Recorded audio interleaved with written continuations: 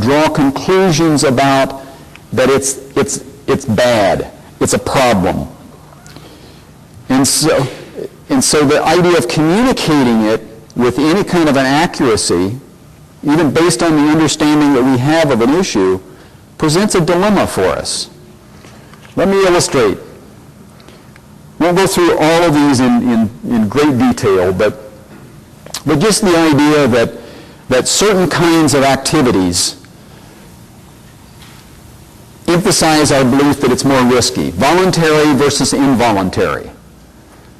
If something is voluntary, like smoking, people tend to regard it as less risky. But if we're forcing it on them, if you're applying pesticides on the neighbor's lawn, I will regard it as more risky than if I have decided I want to apply pesticides on my lawn. So the very nature of that relationship says something about how people regard it. And we can go down here. I mean, for example, natural versus man-made. People regard the idea of pesticides, even fertilizer for that matter, as not natural. So therefore it's higher risk. It's more likely to cause problems, despite the fact that the three most potent organisms known to man, or poisons known to mankind, are natural. Well, people want botulism injected in their face. I'm not sure how that works, but familiar versus unfamiliar. So you can start looking at this list over here makes people believe that it's a higher risk.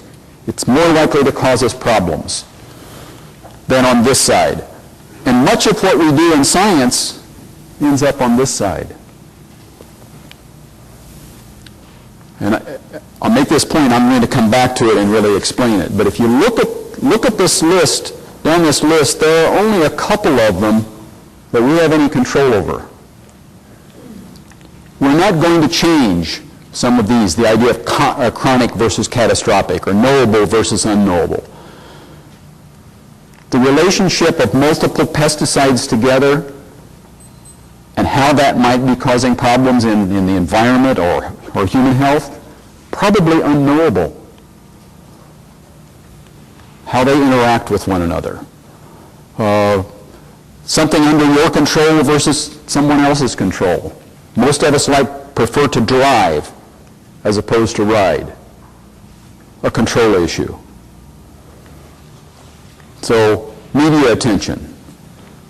Increased media attention increases people's perception that it's of greater risk, despite the fact that you all know that the media often focus on things that are totally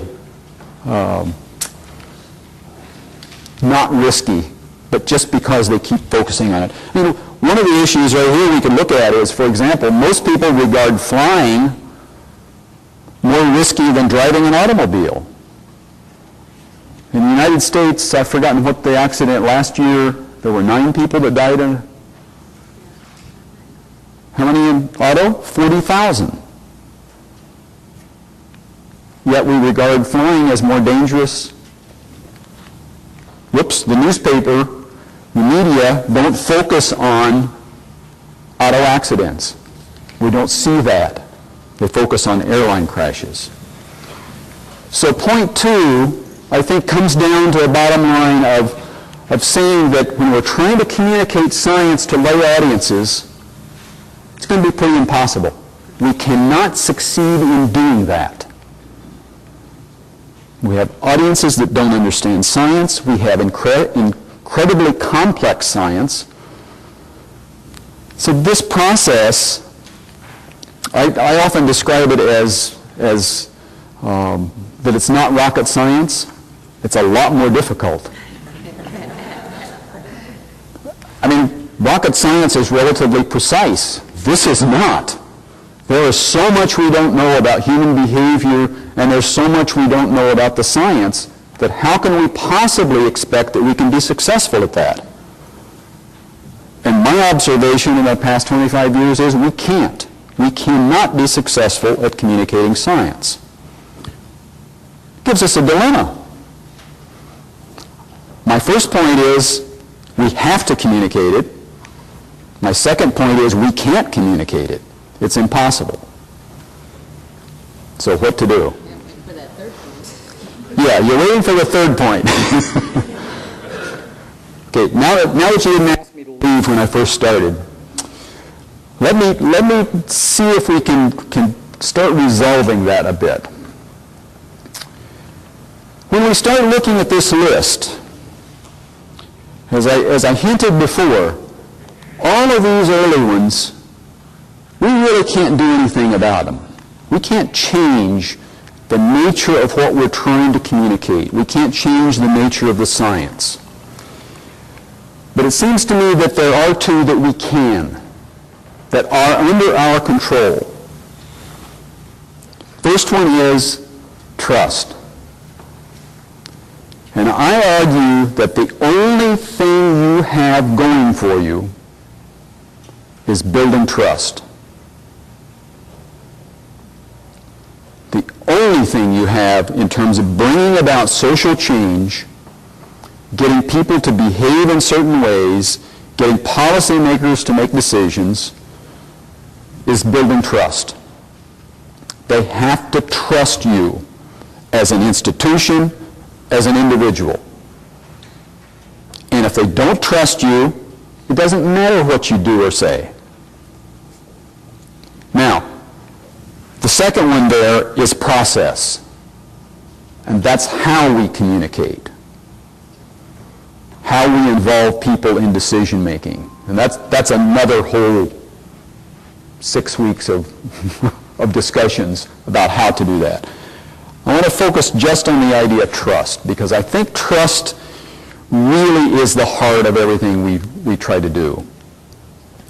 Now, I've said we can't possibly succeed at communicating the complex science. I didn't say we shouldn't try. But it seems to me that if our objective is trying to be successful at communicating the science, if that's our objective, we're going to fail. Our objective needs to be to build trust.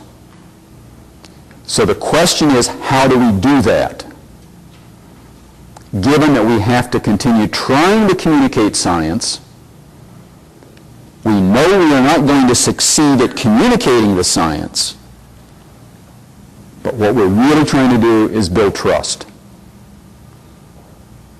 And I think you build trust. I mean, all of the evidence is that you build trust through good communication processes. You build trust by transparent information, by providing the total picture. In other words, I'm not convinced that we can build trust by trying to persuade someone to do something that we say is right. We have to show them that we understand the full range of the positives and negatives about a particular behavior. If an institution is strong enough and willing enough to point out the weaknesses of what they're trying to propose, that says something to the person hearing it. Wow, they're willing to say, this is a possible negative consequence of doing this, but they're recommending the opposite. That says something about the relationship. That says, first of all, that they trust me as a receiver. Therefore, I'm going to trust them a little bit more. Building this trust relationship is a really difficult and long-term task. The problem is that trust can be destroyed in an instant. And it takes a long time to build it. But again, I am convinced that that's really all we have going, is the idea of trust. If you don't have that with your audience, you're not going to be successful in bringing about any kind of social change.